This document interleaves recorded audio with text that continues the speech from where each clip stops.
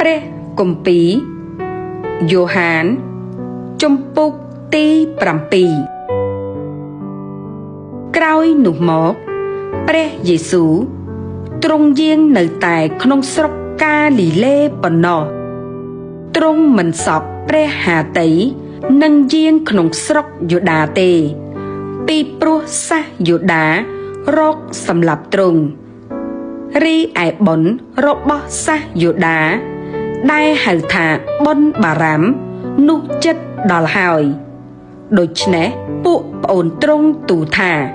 ចូលចេញពីទីនេះទៅឯស្រុកយូដាទៅដើម្បីឲ្យពួកសិស្សរបស់បង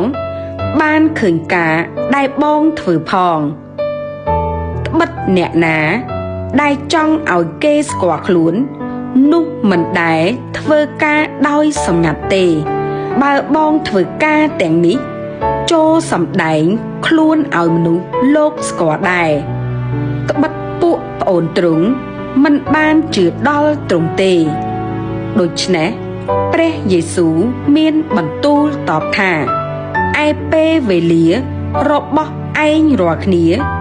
នោះចេះតែមានជានិច្ចតែពេលវេលារបស់អញមិនទាន់ដល់នៅឡើយលោកីពុំអាចនឹងស្អប់ឯងរាល់គ្នាបានទេ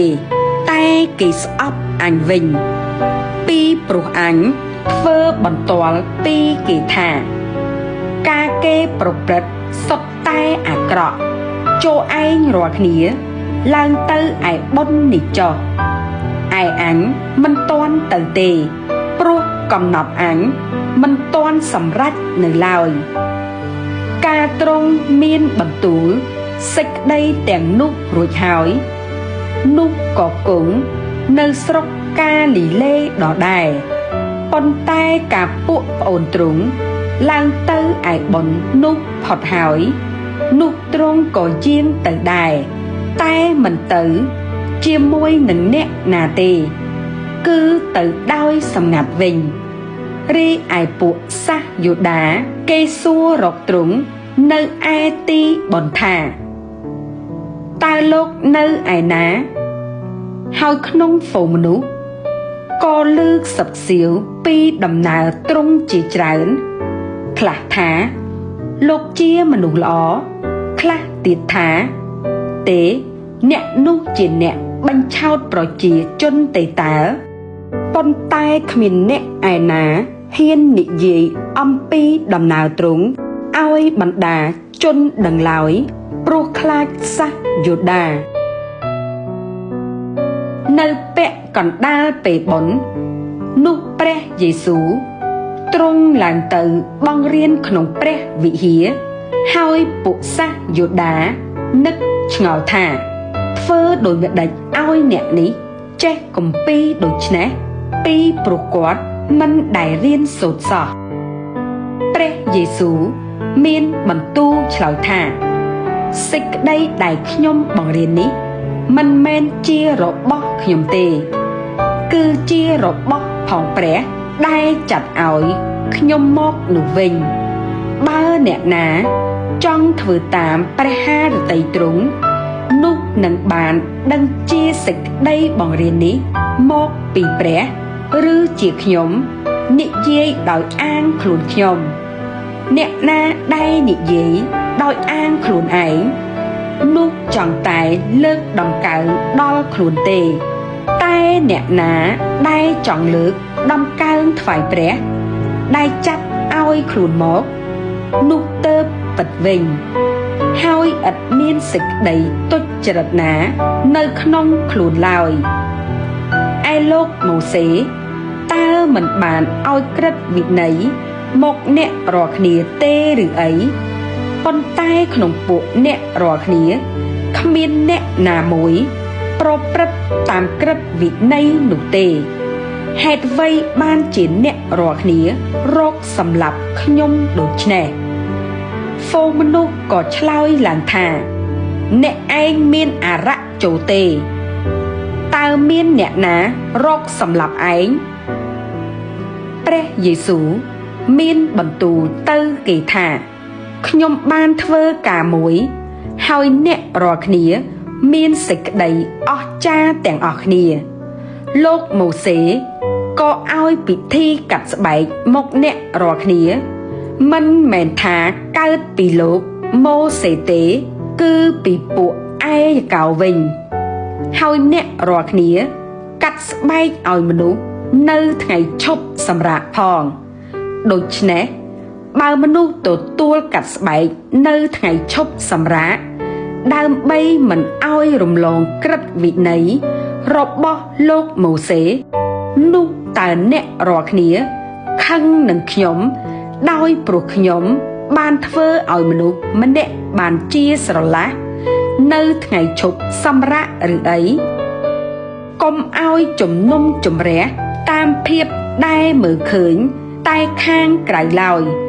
ត្រូវជំនុំជម្រះតាមសេចក្តីសុចរិតវិញនោះមានពួកក្រុងយេរូសាឡឹមខ្លះនិយាយថាគឺអ្នកនេះទេតើដែលគេរកសម្លាប់នោះហើយមើលគាត់និយាយនៅកណ្ដាលចំណោមតែគ្មានអ្នកណាថាអ្វីឲ្យសោះតើពួកនាម៉ឺនបានយល់ឃើញហើយថាអ្នកនេះជាព្រះគ្រីស្ទមែនឬអីឯអ្នកនេះយើងដឹងជាមកពីណាតែព្រះគ្រីស្ទវិញ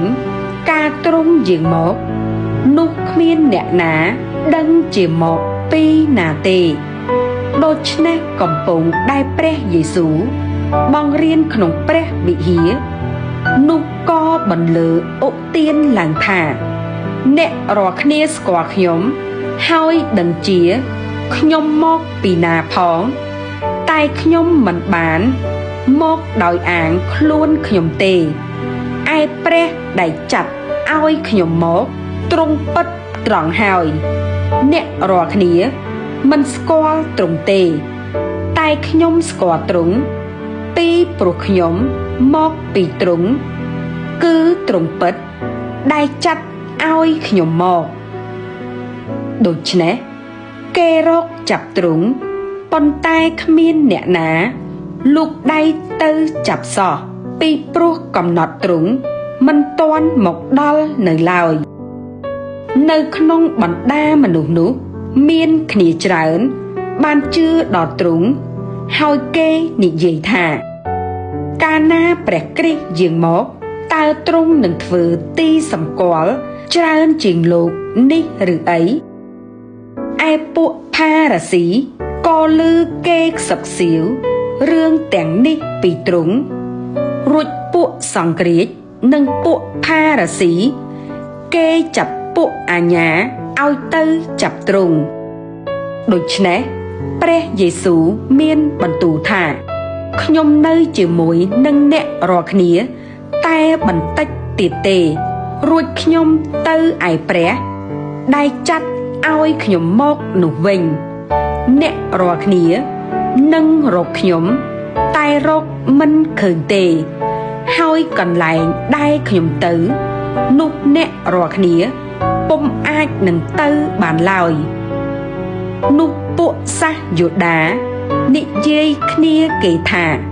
តើអ្នកនេះគិតទៅឯណាដែលយើងនឹងរកមិនឃើញតើគិតទៅ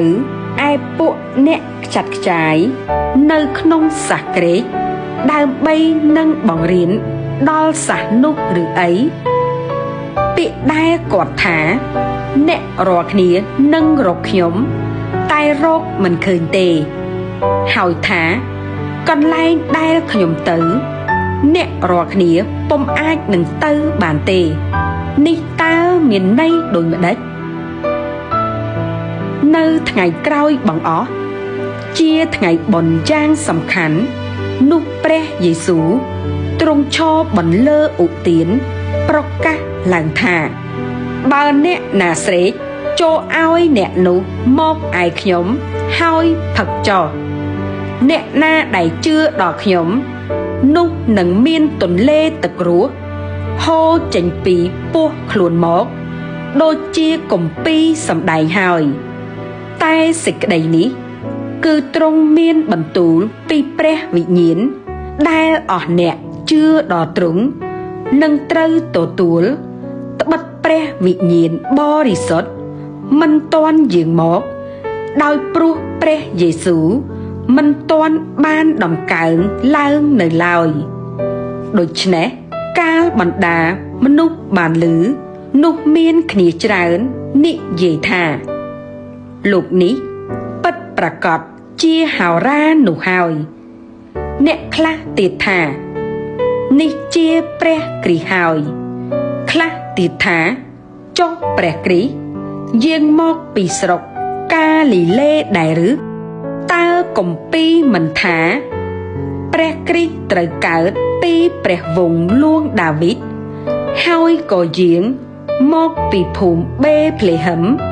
ជាកន្លែងដែលលួងដាវីតបានគង់នៅទេឬអីដូច្នេះគេក៏បាក់បែកទាស់គ្នាដោយព្រោះទ្រង់មានខ្លះចង់ចាប់ទ្រង់តែគ្មានអ្នកណាលូកដៃទៅចាប់ទេនោះពួកអាញាក៏ត្រឡប់ទៅឯពួកសង្ឃរាជនិងពួកផារ៉ាស៊ីវិញលោកទាំងនោះ